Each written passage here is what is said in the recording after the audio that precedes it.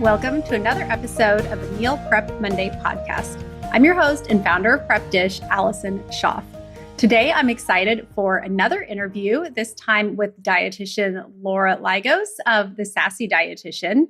Our interview is really interesting. So I love her perspective. She looks at nutrition through a variety of lenses, but really gets away from looking at weight as the metric for health and looks at some other things, specifically energy, which I'm really excited to talk about. I feel like for me personally, that's something, I'm always looking for, how to have more energy. I think that comes partially with motherhood, but just really interested for you guys to hear, like I said, her perspective on things. We also talk about protein. Interestingly, if you listened to last week's episode, that was a topic that came up as well. And a little bit more about breakfast was a topic that came up. So excited for today's interview. Before we get into it, a reminder, two things. One, if you are listening to this podcast, know that we are now doing these in video format. So if you want to see me and Laura, you can head to YouTube and watch the interview there. And second, if you would like to try out the Prep Dish meal plans, this is a perfect time to try out our free trial because for the month of January, you will have access not only to our gluten-free, paleo, low carb, super fast, like all of the meal plans we always offer. But for the month of January, we have special super fast protein boost menus. And what this means is they are meal plans that are quick, easy, delicious, but they also are going to make sure that you get 30 grams of protein, not only at dinner, but also at breakfast. And after doing these interviews, I realized that was something that people were needing help with. It can be hard, I think, especially at breakfast, to figure out how to fit in those 30 grams of protein. So if you would like to try out those protein boost menus, you can head to prepdish.com/MPM. You'll get access to all of our meal plans for 2 weeks for free. See if it's a fit for you. So I encourage you to do that. And now on to our episode with Laura. Hi, everybody. I am here with Laura Ligos, the Sassy Dietitian. I'm really excited for our conversation today and to bring her on. Laura, why don't you tell the listeners a little bit about yourself? Sure. So I'm Laura. Most people call me Sassy. I've tried to rebrand a little bit because I feel like as a mom, I've become less sassy and more gentle and soft in my approach. But I've been a registered dietitian for over 10 years now. I have my own private practice helping mostly women improve their relationship with food and optimize their overall health. And then I also live on social media too and try to educate and debunk all the crazy myths that are out there. I thought that we had seen it all 10 years ago. And I feel like with the rise in social media, it's like, I feel like I'm just batting flies every day. Yeah, I try and just block out the noise, but I know it's out there. Oh, it's definitely out there. And I have a 2.5-year-old and I am pregnant with my second due in February. So super busy over here. And I feel like becoming a mom, like I said, has really changed my approach to nutrition and also with my clients too, because most of my clients are either trying to conceive, pregnant, or in the postpartum period, whether it's postpartum by a couple months or 10, 20 years. So most of my clients are moms as well. Great. Well, yeah, I think you'll be able to relate to a lot of our audience here. And I just real quick, I remember we partnered back. I didn't look up how long ago it was, but I think it was back when we were both getting started. So several years ago. Yeah, I had a podcast back then. I think that's how we probably connected. Okay. Was it? I wasn't sure because I think we also maybe did something on your blog. I'm not sure, but we've done some partnerships in the past and we're back. So we're still kicking, which is a good sign. Yep. Still doing it. Great. Well, when I asked about some topics, one of the things you threw out there was going over metrics for health beyond weight. And I thought I think that's so interesting to look at and something that my listeners would like to hear more about. So what metrics are you using other than weight these days? So something I like to start with is I think a lot of people think that weight loss should be the goal. And it's mostly because we've always been taught that weight is the metric of health. You go to your doctor and the first thing that they do is weigh you. And if you look at like biometric screenings or life insurance screenings or whatever it might be, it's always weight-based. And so I understand why a lot of people think that weight or weight loss should be the goal. But what I tell most of my clients and my followers is that weight is just the outcome. Your goal should be health. Because we don't have as much control over weight as we think we do. And sometimes the weight that we think that we quote unquote should be is not actually where we're healthiest. I work with a lot of women who come from a disordered eating background. And most of them will tell you that at their leanest, they were not their healthiest. They might have looked the part, and you might have seen pictures of them and thought, wow, I wish I looked like that. But inside, maybe they were missing their period. Maybe they were struggling with fertility. Maybe they were dealing with mental health issues like depression and anxiety.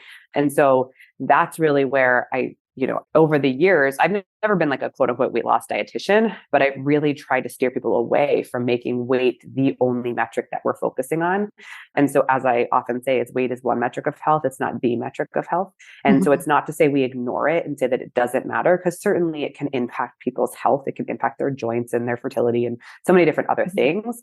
And so I like to expand it. And I will say that we are human. So we always often come back to that need or that want to lose weight because we feel like that's what we're supposed to do. And so even my clients who know that we're not here for weight loss still come back to it. So I never say this in a way to like shame or guilt people and thinking, oh, well, I guess I need to stop listening or thinking about weight. No, that can be a small part of your puzzle, but it shouldn't be the only piece in that puzzle. And so what are other metrics? The biggest for most of my clients is energy. Especially because as moms or as women, we run around and burn ourselves out so easily. And a lot of women will tell me like, I can't get through my day without feeling like I need a nap or an extra coffee, or, by 2:00, I'm just so run down. And then, I get to bedtime and I'm wired. And so sustained energy throughout the day is a huge one. Improved like cognitive function, not having brain fog, being able to think clearly, being able to just like form sentences, right? Like I feel like the mom brain gets such media coverage. And I'm like, well, why? Why does that happen, right? Like, why do we allow that to become a thing? And it's because we're overwhelmed. We're normally undernourished. We're not sleeping well. We're not managing our stress. And so we continue, if you now look at all that, how's your sleep? How's your stress? We can look at all these different things. And some people call them non-scale victories. I just call them metrics of health. And so sleep, stress, energy levels, brain clarity. You could even look at performance, and performance can mean different things. It's not running a marathon, but like, can you actually work out? Do you have the energy to go work out? How do you feel after working out? Do you feel like completely dead? Or do you actually feel like energized as you should post-workout?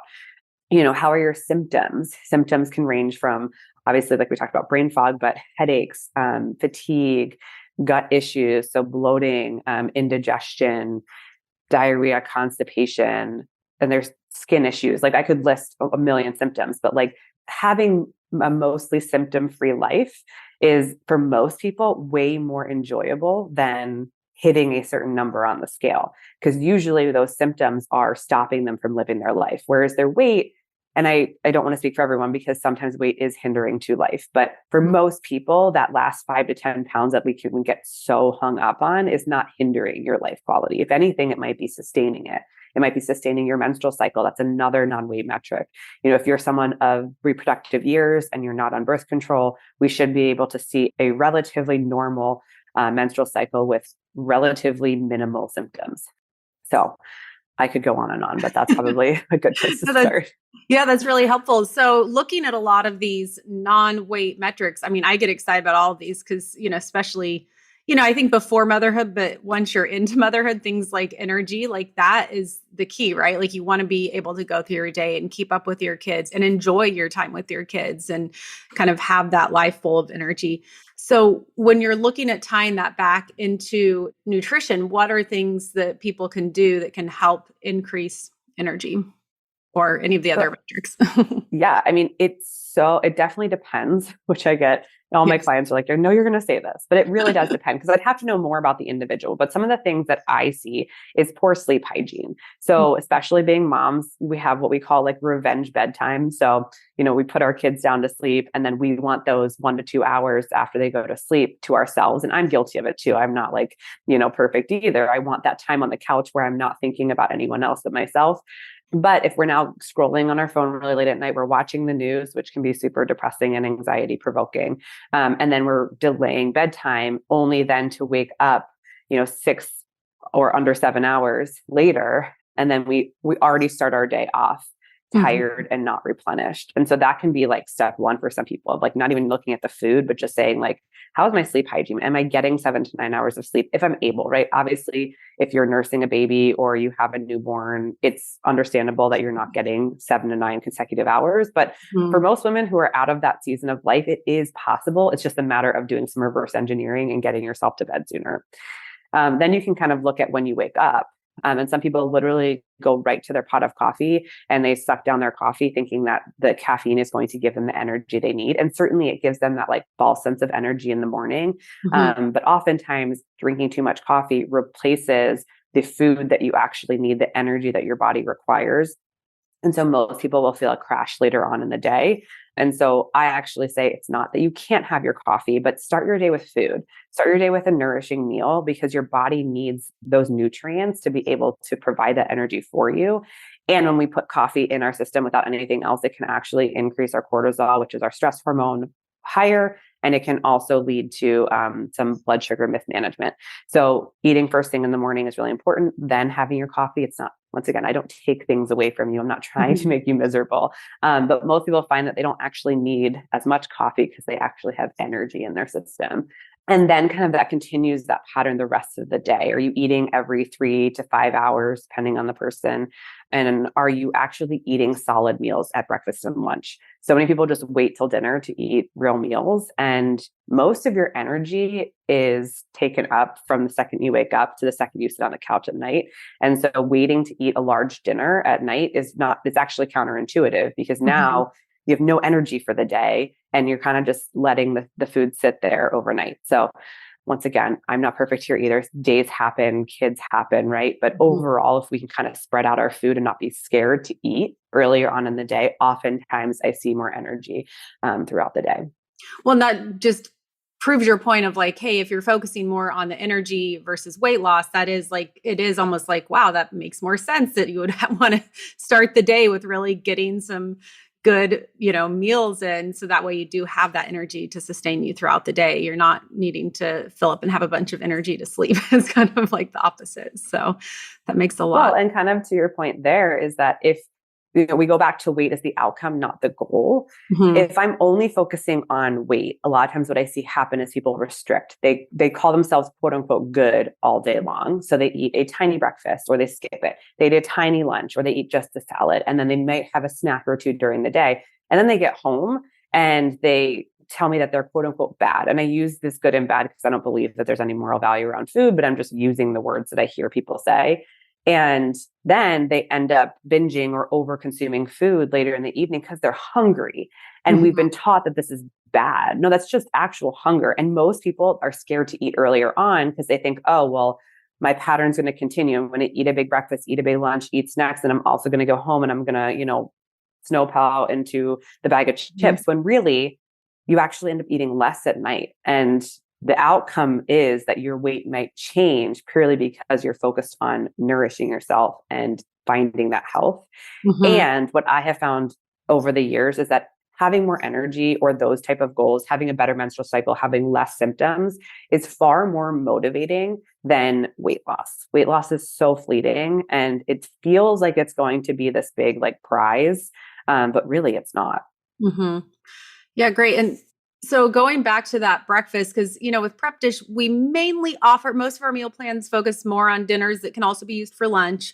And a few of them give breakfast options, but we don't have one that gives every day, here's what to have.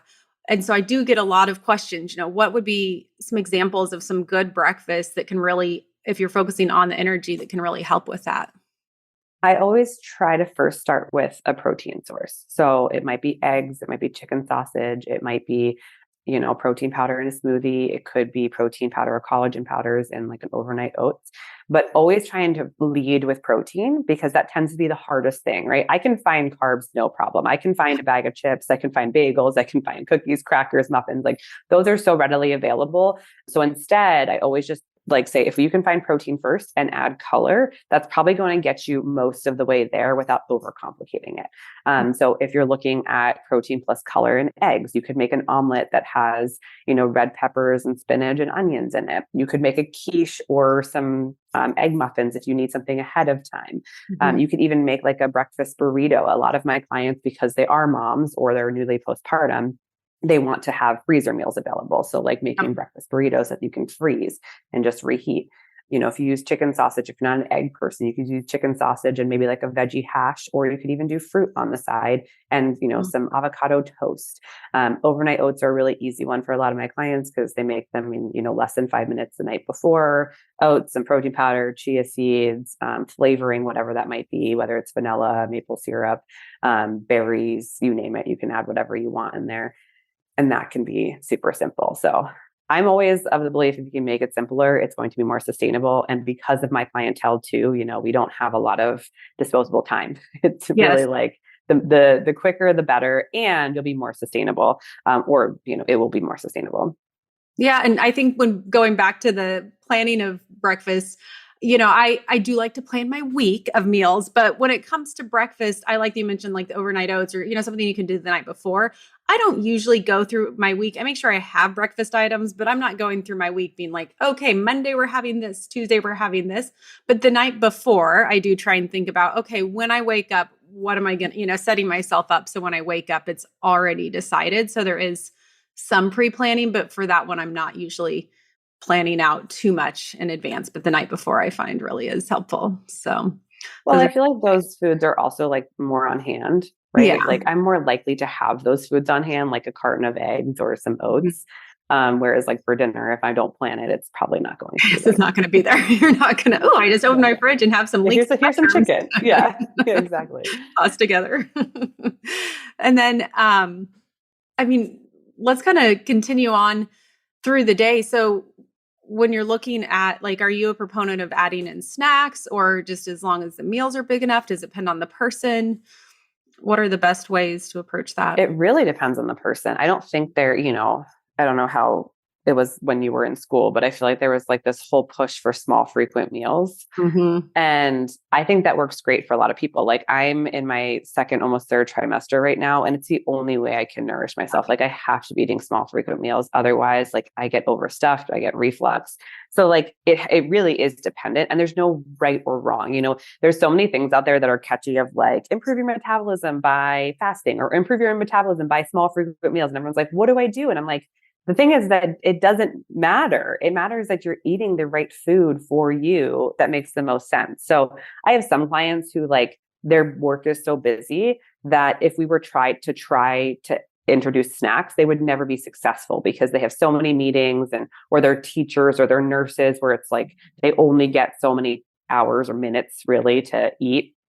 And so I really look at your lifestyle, your digestion, and just kind of go from there. Most people prefer to do a breakfast, lunch, and dinner with 1 to 2 snacks per day, just from experience, but it's really whatever works for you. There's no like right or wrong. So most of the time with my clients, we honestly first focus on breakfast, because if you don't have enough energy to get through your day, then trying to make lunch or dinner, you're exhausted. And of course, it feels so much more overwhelming. So then we focus on lunch and dinner, and then we focus on snacks last. It's not to say you don't snack when we're not working on them, but oftentimes it's like do the best you can with your meals first, because those are going to be your primary source of energy. And snacks are just kind of to bridge the gap. Now, for someone who is like training for a marathon or who is far more active, snacks become even more important because you need more calories, and it's really hard to eat more than a certain number of calories at a meal, and actually feel good, right? Because when we overconsume, we don't feel good either. So I would say for those type of people who are training for something, a snack is almost imperative a couple times a day. Yeah. Honestly, I feel like in some ways it's similar to kids as to us, because with my kids, I feel like if I focus on getting really solid, healthy meals in them and like less focus on the snacks, then, they're going to eat more at their meals. And I found the same is true for myself. There are seasons, like you said, if I'm, nursing or things like that, where yes, I have to like just eat constantly. But otherwise, as long as I'm focusing on at lunch, actually having a full meal and sitting down and like eating a meal that has, all the protein, the carb, the fat, then it just kind of naturally pushes out those snacks without even doing it deliberately. So I think that's a good way to focus on things. And I like how I feel like you're kind of building on this of like, okay, we start with like sleep is the foundation and then breakfast. So it's almost like you're working through the day, building up to like all of these healthy habits. Is this like an order that you usually do things in, or like, do you have like a building block system? Because I feel like you're kind of creating this nice little building blocks. Yes. Honestly, yes. What I tell most of my clients is when they come to me, pretend that I'm demolishing your house and we're rebuilding it from the ground up. And a lot of people want to start with the furnishing, right? They want to do macros. They want to do calories. They want a specific diet. And I'm like, it's not to say that those things can't help, but it's literally like furnishing your house before you have the foundation. And we all know that storms come. And so what's going to happen to a couch that doesn't have a roof or a foundation below it or a roof above it? It's going to be completely destroyed. And so we oftentimes I like to use analogies because I think it helps people understand where we're going. And so we're first building those foundations. So sleep, stress, eating frequency, eating enough, having a better relationship with food. So we often talk about how you're talking about food, right? The good versus bad.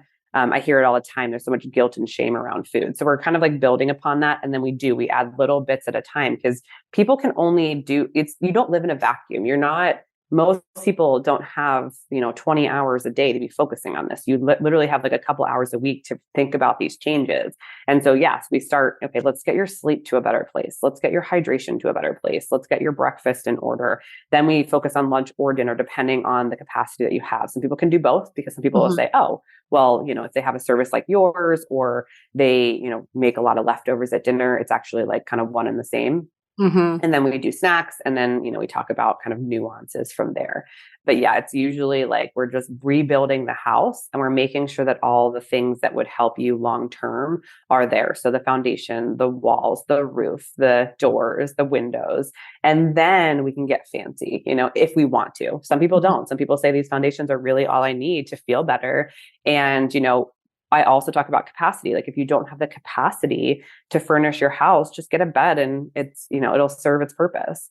And then when you do, maybe when your kids are a little bit older or your work you feel a little more solid in your work or wherever you are in your stage of your life, we can always add more.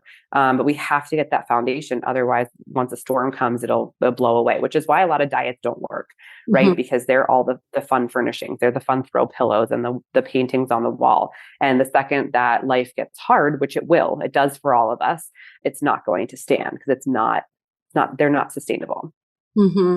I really love this approach. I love how a lot of dietitians out there like you are taking this more holistic approach these days of like, hey, yes, we can talk about food, but we also have to touch on all of these other pieces. Like it all plays together. Nothing lives in a vacuum. So that's so important to remember.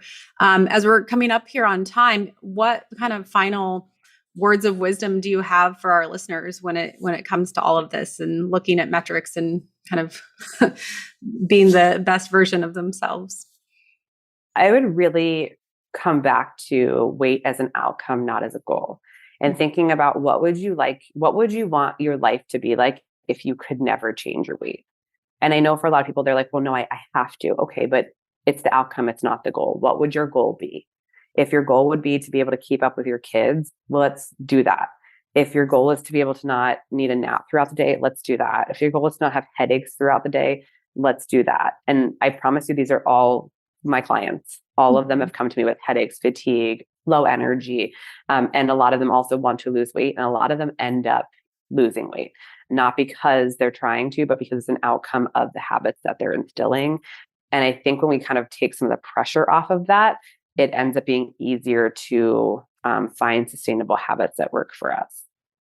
I love this. I love that you're shifting the perspective and the way we look at things. This is so wonderful. So I'm sure people are going to want to know how they can find you. Where can they find you? Do you offer any services that might help anyone? So you can find me at the sassydietitian.com, 2 T's, no C in dietitian. I feel like we always have to say that. I know. And I'm on Instagram, sometimes on TikTok. I have a website. All my services are on there.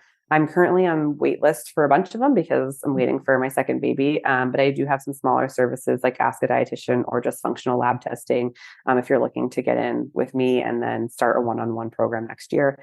But also, I feel like I just give a lot of helpful information online too. So if you're just kind of hearing this for the first time and just want to explore, feel free to come on my Instagram page. And I do a Q&A every Wednesday. So you have a chance to ask your questions for free. She does have a very entertaining Instagram page. So that's a good place to start. Well, thank you so much. I appreciate your time and your wisdom. And thanks for coming on. Thanks for having me. Thank you, Laura, for that wonderful interview. I had such a fun time listening to you, hearing more of your perspective and the lens at which you view nutrition and health. A reminder that if you would like to try out the time-saving meal prep meal plans here at Prep Dish, head to prepdish.com/MPM to try them out for 2 weeks for free.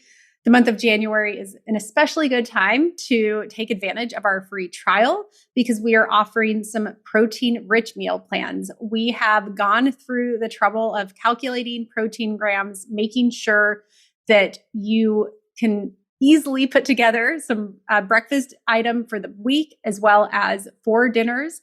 All of them will guarantee that you can fit in those 30 grams of protein, eating like really delicious meals. I played a big part in handcrafting these meal plans. I had a lot of fun picking out the meals. I've actually been preparing them all at home and have really enjoyed having these meals ready to go and enjoying them with my family. So again, if you haven't tried them out, it's just prepdish.com/MPM, linked in the show notes. Thank you for joining me today. If you are a longtime listener of our podcast and have not left a rating and review, those are always appreciated. And if you're on YouTube, let us know what you think. We are just putting our episodes on YouTube for the first time here in 2024. In the past, this has always been a podcast of solo episodes. And for now, I'm not putting those on YouTube, but I am going to be posting the interviews. So I hope you are enjoying those. Thank you so much for being here, and I will be back again next Monday with another episode.